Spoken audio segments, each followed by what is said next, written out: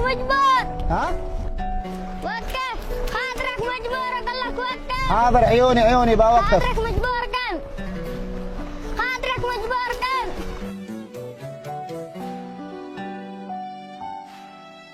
ما شاء الله تبارك الله. كيف حالك؟ كيف الحمد لله. ليش هذا ادور بعدك يا اخي؟ لك شهر تدور بعدي؟ والله ليش هذا ما تشمني. بعدك؟ عشان منك مشروع. مشروع؟ مشروع. ما هو مشروع مدرسة ولا مستشفى ولا ما؟ مشروع معي. مشروع ماي؟ ها وانتم فين تشربون؟ من محايد ومن بأيدو ومن مزارع. ما شاء الله من محيد؟ من محايد ومن مزارع وكيا بأيدو. طيب اسمع يا بطل، انا معي لك تحدي، ما رايك تحدانا؟ لا ما تحداش اكبر مني اي. ما تحداش اكبر منك؟ ها، اسمع استحمل. هو مش تحدي، هي مسابقة. يعني انا اجيب لك مهمة، المهمة هذه انك تجمع لي 10 اشخاص اكرمك الله مع الحمير حقهم مع الدبات الماء، ما رايك؟ هجمع لك من قرية حنا. جمع لي 100 من قريتكم؟ من قرية حنا والله هجمع لك من قرية حنا. طيب خلاص لا تروح تجيب مي، ما رايك ترجع القرية؟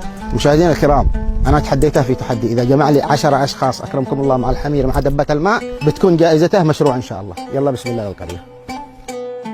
يا شباب غلقوا السيارة وانتظروا. يا اخي تبنا واحنا ندور بعد ما. تعبتم وانتم تدوروا بعد المي؟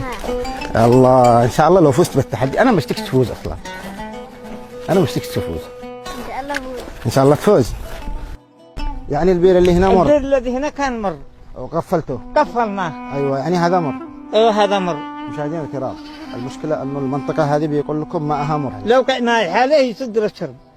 بيقول لكم اذا لقوا ماء حالي ماء عذب يعني يكفي للشرب خلاص. لا ايوه مش للشرب. ضروري هذيك الكمية الكبيرة. ايوه يعني بيتصرفوا في الماء انت الباقي، لكن للشرب. الماء العذب يكفي. ايوه ما شاء الله يا بكيل، قلت لك 10 ذلك اكثر من 20. هذا نص القرية. الان فزت يا بكيل؟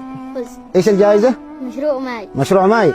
مشاهدينا الكرام الجائزة مشروع ماي ان شاء الله. بسم الله وعلى بركة الله نبدأ.